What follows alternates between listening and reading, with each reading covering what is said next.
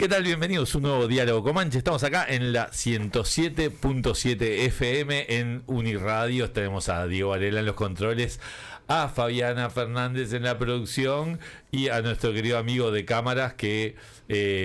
Martín se llama, yo sé, iba a decir Martín, pero no me acordaba el apellido. Dije el apellido de todo, digo, ¿cómo era el apellido de Martín? Claro. Dios sabe cómo es. Porque estamos transmitiendo para YouTube también. YouTube. Y tengo a Sergio Moreira. Bien, bien. Yo de espaldas se ve YouTube, YouTube, creo que estoy saliendo, ¿no? Usted está de espaldas, sí, bueno. Sí. Le favorece igual. Sí, siempre. Es como el hombre misterioso. Hoy estamos, ¿sabes por qué estamos escuchando OPA? Ajá, dígame. Porque tenemos a Ana Tipa acá sentada a nuestro lado, que acaba de publicarse esta edición, aparte está caliente todavía, se siente el aroma de estuario, a páginas calientes. Sí, Magic Time de OPA es esa serie que elige discos y hace el libro del disco. Ana, ¿cómo estás? Bienvenida. ¿Qué tal, Joaquín? Muchas gracias por esta invitación. Por favor, que te estás enterando que está saliendo en tele también, ¿no? En tele, bueno. Y yo ahora hice la conexión, leyendo un poco de tu biografía, hice la conexión porque Sergio fue el contacto, porque sos cineasta en realidad.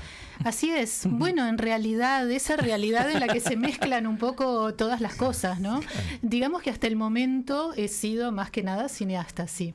¿Y ahora devenís en escritora? O... Devengo, por lo menos en parte, en escritora, pero lo hago con mucho gusto. ¿Es tu primer libro? ¿Tu primer obra literaria? Mi primer libro, sí. ¿Y tu primer libro es de un disco?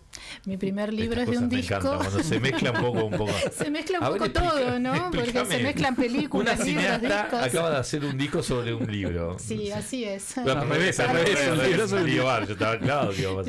Para hacer un disco creo que todavía no estaría preparada. Es la que te falta para completar. Es la que y bueno, sí. La primera pregunta se cae de maduro. ¿Por qué Magic Time? A ver, bueno, cuento un poco la génesis de este proyecto y cómo devengo en escritora, aunque antes había publicado una larga serie de artículos y trabajo como traductora hace muchísimo tiempo. Digamos que la escritura no me es ajena, entonces la oportunidad de escribir un libro para mí fue muy linda, fue muy grande y me alegró muchísimo. El director de la colección, que es Gustavo Verdecio, a quien conozco hace muchísimo tiempo, estaba un poco preocupado porque no tenía mujeres en la colección. Ahí va. Claro, perdón, pero viste que sí, es verdad. Los temas de... Con razón, les conté que me rebotó Raro.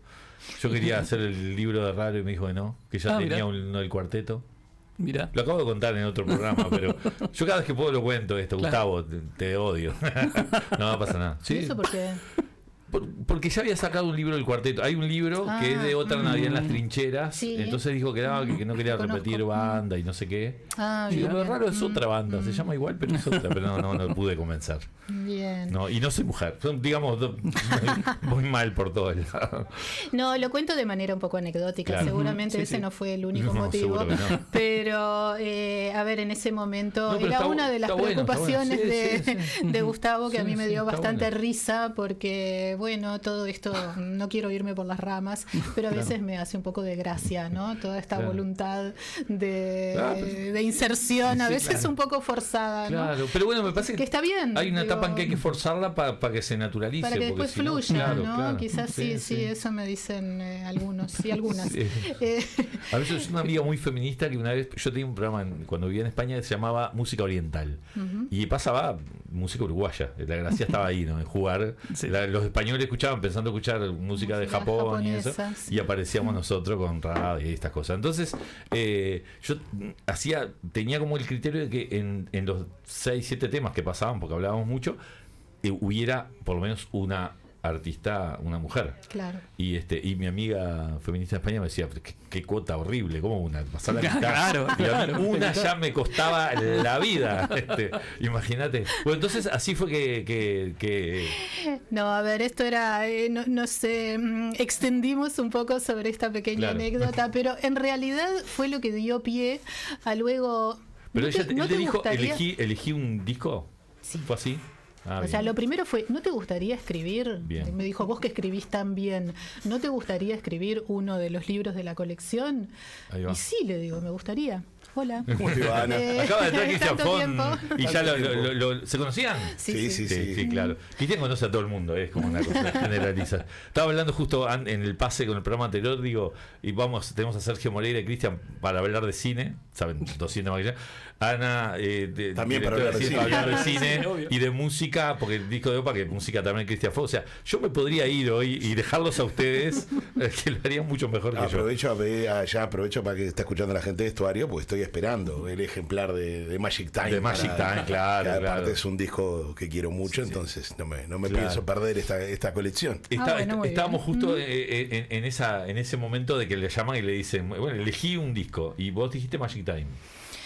Mira, fue tan casera la cosa en ese momento que le digo, ¿cuál es el disco de OPA, aquel que tiene tal y tal tema? Le digo, porque a mí se me mezclan el primero y el segundo. Se me mezclan Golden Wings y Magic Time, porque yo tenía todos juntos en un casete. Entonces, no tenía los nombres de los temas. Sino como los jóvenes que son, ¿no? Como casete, ¿no? Tenías en Spotify.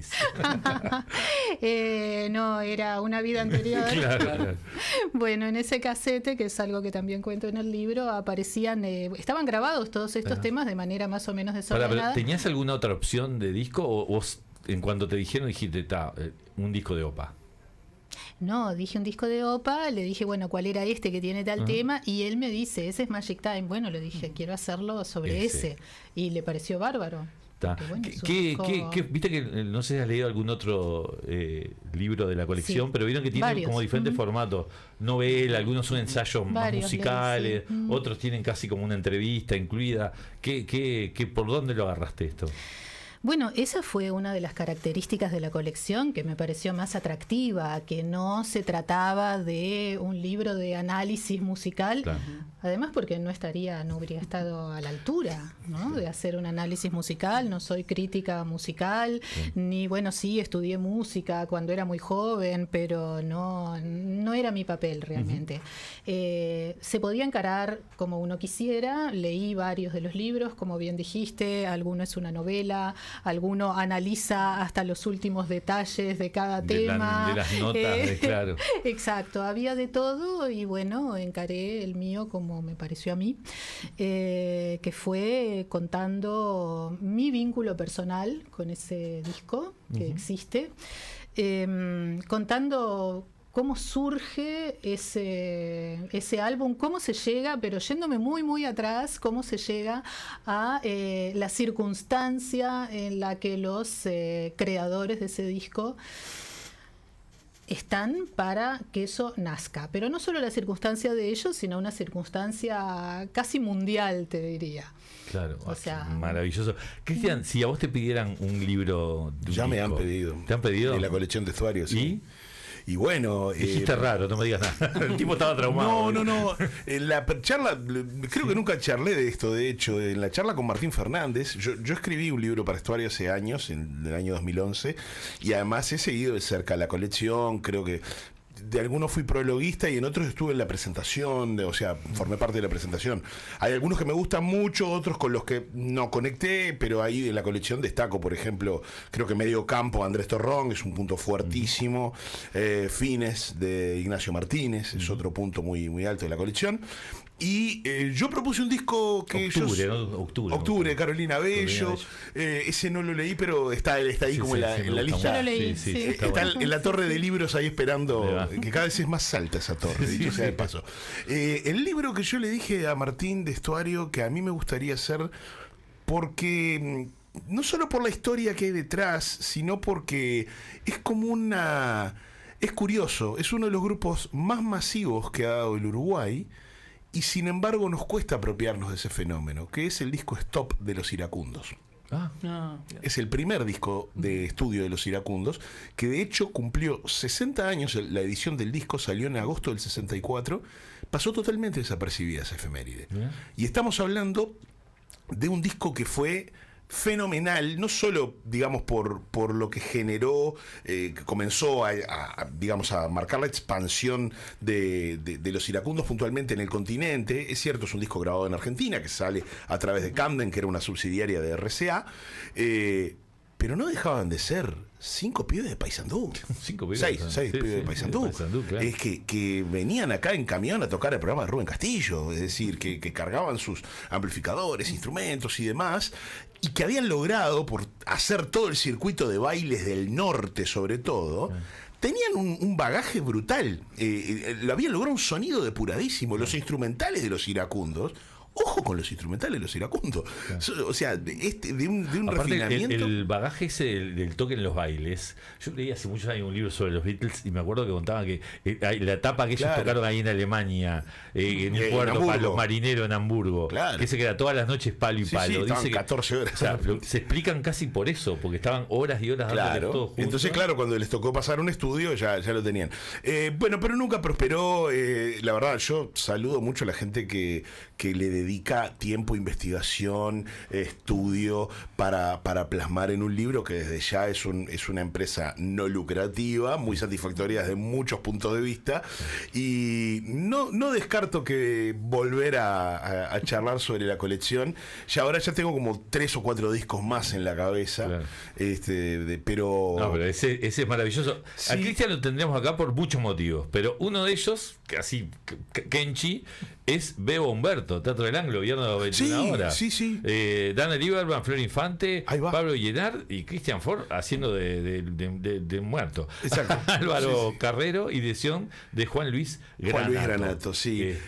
Bueno, Bebo Humberto es un poco mi regreso al teatro y a la comedia con formato de elenco, obra de texto. Yo sinceramente no soy, digamos, de esos, no soy actor vocacional, es decir, actúo, puedo hacer un papel, ok, eso puedo hacerlo.